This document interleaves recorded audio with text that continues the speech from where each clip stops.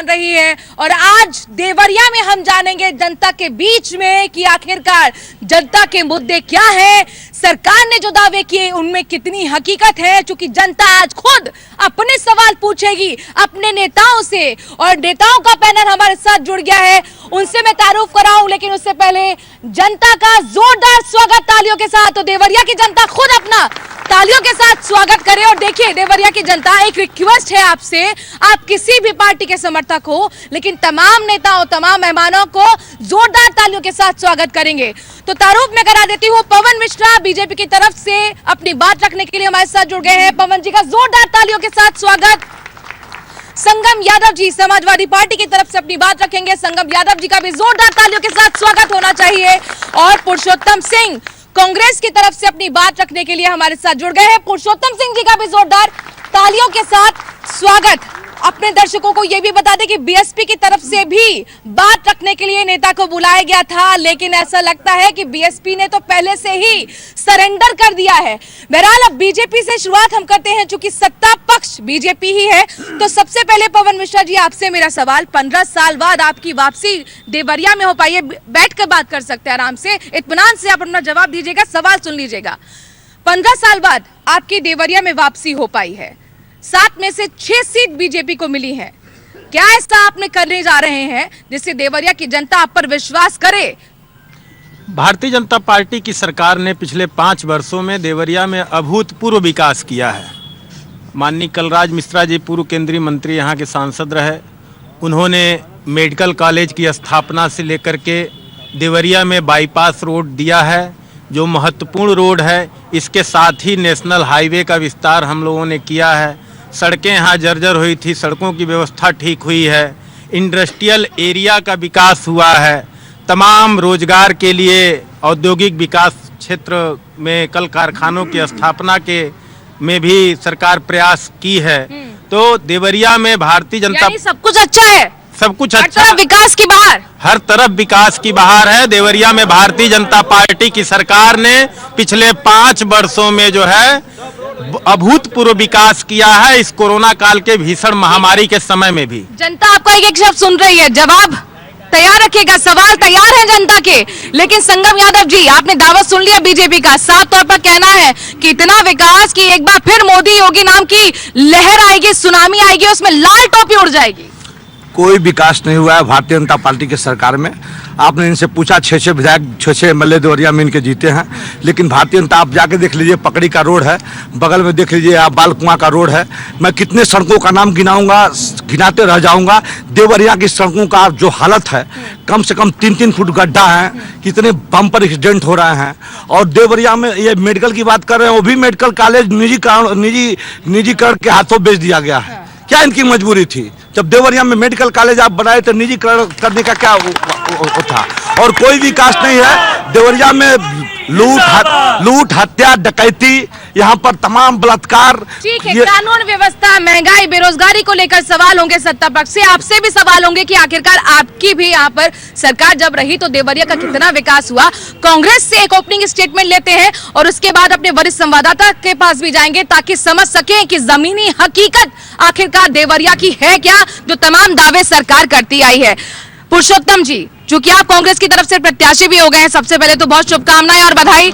लेकिन ये बताइए कि क्या आपके पिटारे में है, कौन सा मॉडल सामने पेश करेंगे? चूंकि ऐसा लग रहा है कांग्रेस ने तो सरेंडर कर दिया है, वॉकओवर समाजवादी पार्टी को दे दिया है। सवाल सुनिए सर, करहल में आप लड़के हैं, लड़की हूँ, लड़ सकती हूँ कह रहे थे, लेकिन वहां से नामांकन भरने आई ही नहीं प्रत्याशी।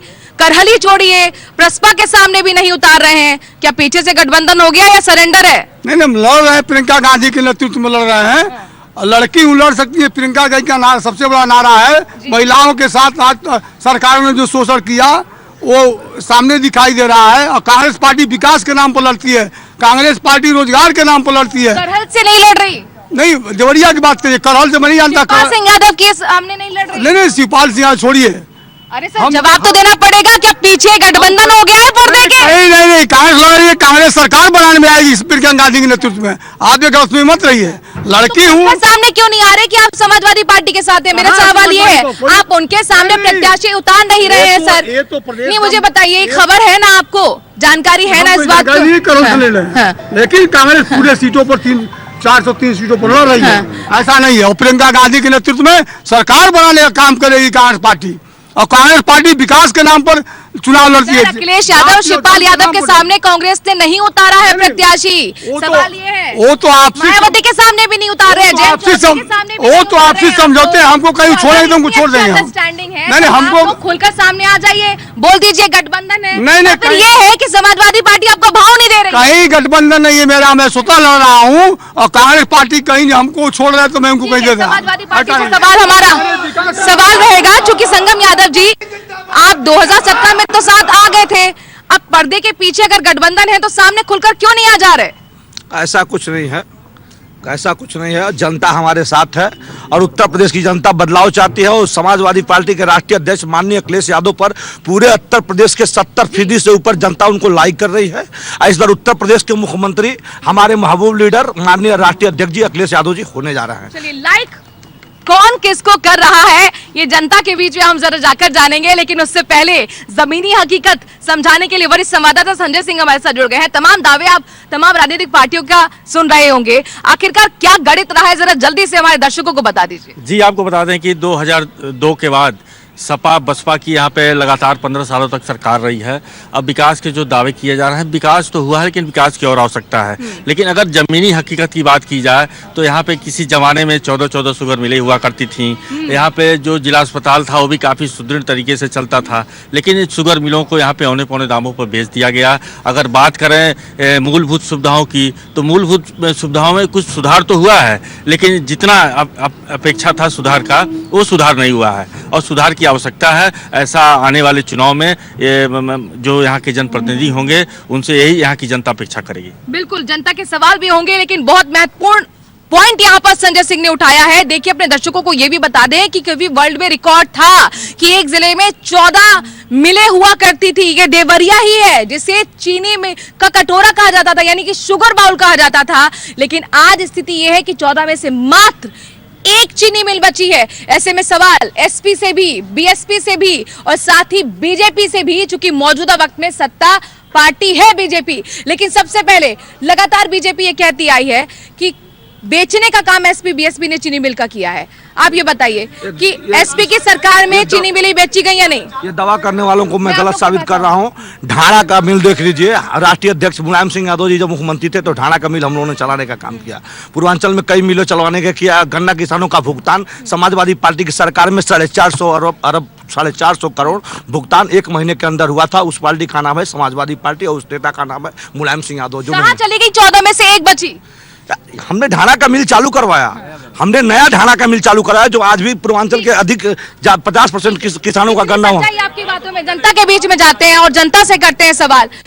14 में से एक मात्र बची है चीनी मिल, कैसे हो गया ये? कृषि मंत्री सपा और बसपा ने और भाजपा ने सारा का सारा मिलकर बेचने का काम किया है। इन्होंने एक भी नहीं। अभी जो मेडिकल कॉलेज की बात कर रहे थे, मेडिकल कॉलेज का अखिलेश प्रताप सिंह रुद्रपुर विधायक, उन्होंने इसका मुद्दा उठाया था और उनके नेतृत्व में ही सारा मेडिकल कॉलेज का जो है आगे कार्यक्रम चला है। तो यहाँ पर देखिए, सवाल यही हो रहा है कि एसपी बीएसपी ने सारी चीनी मिलों को बेच दिया था।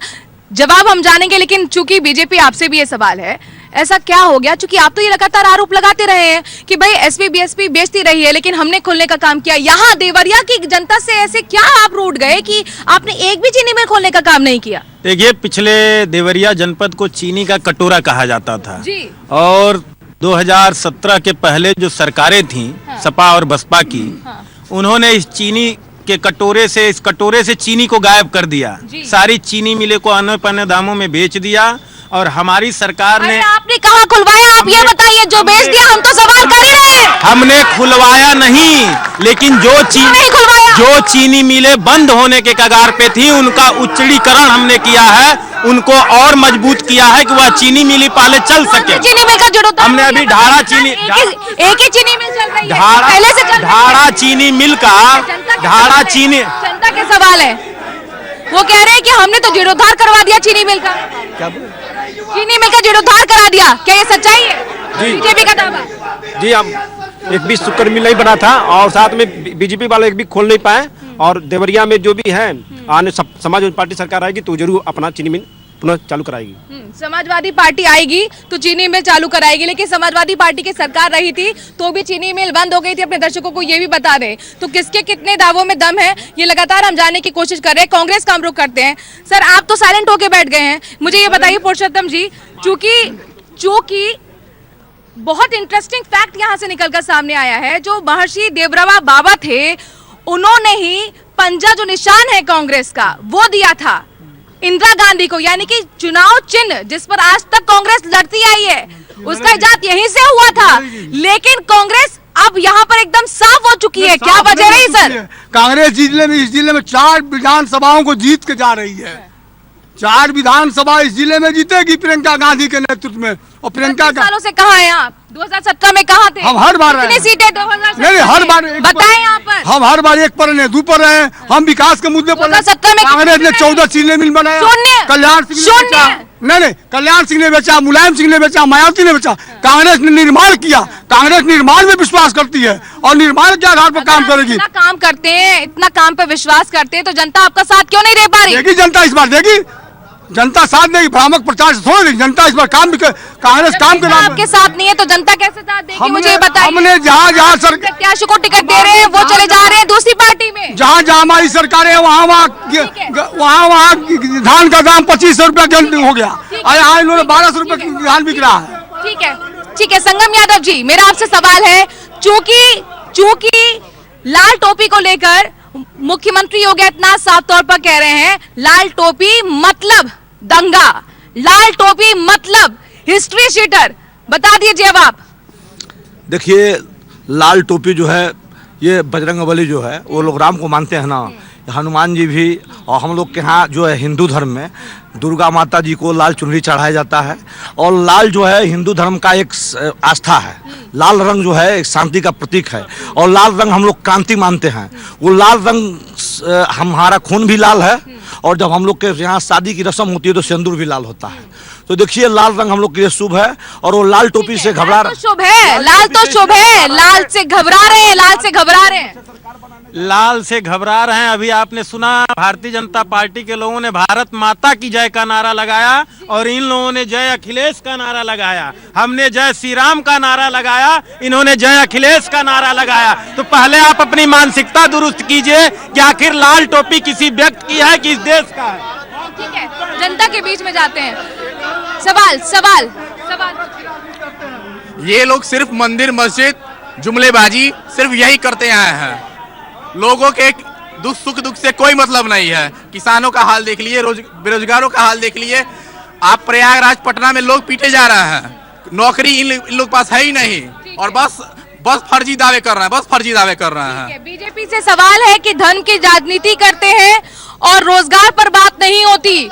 बीजेपी जवाब दीजिए, धन की राजनीति, रोजगार पर सवाल। जितना रोजगार भारतीय जनता पार्टी की सरकार ने दिया है, आप मेरी बात को ध्यान से सुनिए, इसके पहले जो भी प्रतियोगी परीक्षाएं होती थीं उसमें चौराहेबाज लड़के जो है घूस दे करके उसको पास कर जाते थे। आज की डेट में कमरे में बैठ करके पढ़ने वाले बच्चे उन परीक्षाओं को पास कर रहे हैं। इसीलिए रोजगार का मुद्दा लोगोग को दिखाई नहीं हुआ है सर कुछ वक्त पहले ही। भूल गए आप? पेपर लीक हुआ है तो उसको कैंसिल। छात्राओं को कैसे भगाया गया था? प्रयागराज में छात्राओं को भगाया नहीं, छात्रों को प्रयागराज में उस छात्र से डीएम साहब ने पूछा कि आप किस क्लास के हो, तो उन्होंने कहा मैं पूर्व छात्र हूं, तो उनको वहां से भगाया गया। पूर्व छात्र की जरूरत क्या है? आप भूल जाते हैं, डिप्टी सीएम ने ट्वीट करके कहा था कि सही कार्रवाई नहीं हुई है, गलत कार्रवाई हुई है पुलिस की तरफ से। सवाल आपके देवरिया में स्वागत बा, आपके बहुत बहुत धन्यवाद। आपके चैनल कह चाहत नहीं कि यूपी में गुंडन के राज बा, यूपी में नौकरी नहीं बा, यूपी में बेरोजगारी बा, यूपी में महिलाओं के साथ होता अत्याचार बा और लूट बलात्कार जैसा घटना रोज होता और डकैतन के राज बा। इसके बाद क्या कहना चाहिए हम? सवाल गुंडागर्दी को लेकर सवाल है, आप पूछिए सवाल। मैडम मैं बता दूं आपको कि ये सपा के जो आगे नेता बड़े बड़े नेता बैठे हैं, इन्होंने ये कहा ये अपने घर को खुद ही सुरक्षित नहीं कर पाए। और ये क्या बात कही, ये अर्पणा यादव जो है इनका घर छोड़ के खुद ही भाजपा में चली आई। और इस पे मैं 2 लाइन कहना चाहता हूँ मैडम कि अर्पणा आई है, डिम्पल को भी लाएंगे। ए अखिलेश भैया, आपके घर में ही हम भगवा झंडा लहराएंगे। सवाल है कि आखिरकार अपर्णा यादव चली गई, परिवार में अभी भी नहीं बन रही समाजवादी पार्टी, जवाब दीजिए। अपर्णा यादव चली गई हैं, वो कह रहे हैं कि अभी भी परिवार में फूट है। ऐसा कोई बात नहीं है। देखिए, हम लोग को कौन कहाँ जा रहा है उससे कोई मतलब नहीं है। समाजवादी पार्टी में एक ही नेता हैं, उन नेता का नाम है श्री अखिलेश यादव। और जो जहाँ जाता है वो तो हमारे भैया भी बसपा को साथ में लाए थे, चाचा को साथ में लाए थे, चाचा को भी गच्चा दे दिया। शिवपाल यादव, एक बात उनको सीट दी गई है, उनके बेटे को भी सीट नहीं दी गई। सीट मांगे ही नहीं थे वो। शिवपाल जी कभी आपसे कहे थे क्या? शिवपाल जी आपसे कहे थे क्या कि मेरे लड़के नहीं पढ़ पाते हैं, खबरों से अपडेट रहे। सवाल, सबसे बड़ा मुद्दा यहाँ बेरोजगारी और महंगाई का है। 2017 में जब ये सरकार आई थी तो इसके बाद से जो है ये सरकार ने जो है बड़े पैमाने पे महंगाई बढ़ाया है। पहला जो है इसने जो है जैसे गिट्टी है, बालू है, सीमेंट का दाम है, तेल है, कड़ुआ तेल है, छात्र बेरोजगार है, महंगाई चरम से पे। सवाल हो गया, बेरोजगारी पे सवाल हो गया। आप पूछिए। हम भी क्या पूछे थे? सवाल पूछिए। सवाल ये हमारा है कि भाजपा से ये पूछना है कि भाजपा की जब से सरकार बनी हुई है, लड़के बेरोजगार हैं, महंगाई चरम सीमा पर पड़ी हुई है, और आज जो अवध भाषा का जो प्रयोग कर रहे हैं मोदी जी हमारे, जो लड़कों का नाम ले रहे हैं, लड़कों की उम्र क्या हो, जोगी जी की उम्र क्या है, अवध भाषा का प्रयोग न करें। अगर प्रयोग दूसरे बात जो लोग करते हैं। महंगाई को लेकर सवाल है बीजेपी से, महंगाई को लेकर सवाल है और ऐसा लग रहा है कि जनता की दुखती नब्ज पर हाथ रख दिया है। जवाब दीजिए। बहुत हुई अब की बार मोदी सरकार, बहुत हुई महंगाई की मार, ये नारा आपकी तरफ से दिया गया था। अब आपके यहाँ महंगाई तो कहते हैं आप, महंगाई मुद्दा नहीं है। कहाँ महंगाई है? हम मुफ्त राशन दे रहे हैं, महीने में 2 बार मुफ्त राशन हम दे रहे हैं। और हमारे माननीय प्रधानमंत्री नरेंद्र मोदी जी ने, मैं बताना चाहता हूं कि इन लोगों की जान बचाने का काम किया है कोरोना का टीका लगा करके। जो जिस टीके की कीमत विदेशों में जो है 10-10 हजार रुपए लिया जा रहा है, उसको निःशुल्क लगा करके इनकी जान बचाने का काम माननीय प्रधानमंत्री नरेंद्र मोदी जी ने किया है। महंगाई के बारे में, महंगाई में मुफ्त आम आदमी को मुफ्त राशन दिया जा रहा है। आम आदमी महंगाई से परेशान नहीं है। सवाल ऐसा है, जब देश के प्रधानमंत्री ने कहा था कि जब हमारी सरकार आएगी तो 2000 नौजवानों को नौकरी देंगे और पेट्रोल सस्ता करेंगे, डीजल सस्ता करेंगे, गैस का दाम घटाएंगे, बिजली का दाम घटाएंगे। मैं पूछना चाहता हूं कि आज जो है जो 450 में गैस मिलता था, उस गैस का दाम 1000 हो गया। जो गांव में बिजली 2 महीने पर 250 रुपया मिलता था, आज 1000 बिजली का दाम बढ़ा। और महंगाई हर चीज का बढ़ा है, कहीं महंगाई नहीं। आप सवाल पूछिए। महंगाई से अलग मैं दोनों पार्टियों से सवाल पूछना चाहता हूं। सपा से, सपा के शासनकाल में यहाँ पे 4 विधायक हुआ करते थे, जिनमें से 3 मंत्री थे। उस वक्त अगर आप यहाँ का विकास आप देखते हैं तो विश्वास नहीं करती कि यहाँ पे 3-3 मंत्री हैं। और वर्तमान की बात करूँ तो भाजपा में माननीय श्री कृषि मंत्री सूर्य प्रताप शाही जी हैं। यहाँ पे BID-PG स्नातकोत्तर महाविद्यालय है, उसे कृषि विश्वविद्यालय का दर्जा पूर्णतः दिलाने के लिए काफी कोशिशें हुई, लेकिन 5 साल होने के बाद भी अभी तक वो उदासीन है, अभी तक कोई दर्जा प्राप्त नहीं हुआ है। तो दोनों से मेरा ये सवाल है, विकास कहाँ हुआ? विकास कहाँ हुआ? एसपी से भी सवाल है, बीजेपी से भी सवाल है, लेकिन सवाल यही है कि जनता के मुद्दे उठाएगा कौन? चूंकि देखिए आप, मौसम यहाँ पर कितना सर्द है, सियासत लेकिन चूंकि गर्म हो चुकी है, उसमें गर्मी के साथ चर्बी भी आ चुकी है। मुख्यमंत्री योगी आदित्यनाथ कह रहे हैं कि 10 मार्च को गर्मी निकल जाएगी, तो वहाँ जयंत चौधरी कह रहे हैं कि बीजेपी की चर्बी उतारनी है। ऐसे में सवाल ये है कि गर्मी चर्बी के बीच बुनियादी मुद्दे कौन उठाएगा, कौन करेगा विकास की बात? ये एकदम आप सही कह रही हैं। ये आरोप प्रत्यारोप के बीच यहाँ पर हमारे विधानसभा जनपद में ज्वलंत मुद्दे, जो समस्याएं हैं, जो भी जीते आ रहे, जो भी हमारा जनप्रतिनिधि चुना जाए, हमारे यहाँ जर्जर सड़कें हैं, अभी लोगों ने, पूर्व वक्ताओं ने बताया है। शहर में तमाम सड़कें टूटी हैं। सबसे जरूरी है देवरिया शहर के चारों रिंग रोड बाईपास होना चाहिए। जाम की भयानक स्थिति होती है, इसी रोड पर ही जाम लगता है। इतने मारे झाल हैं।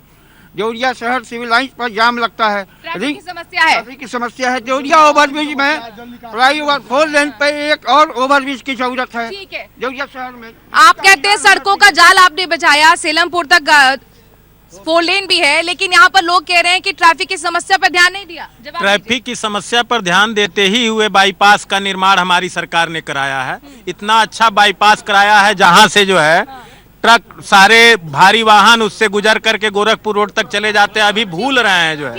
ठीक है, मेरे पास वक्त कम है, जनता फटाफट अपने सवाल पूछिए। सवाल।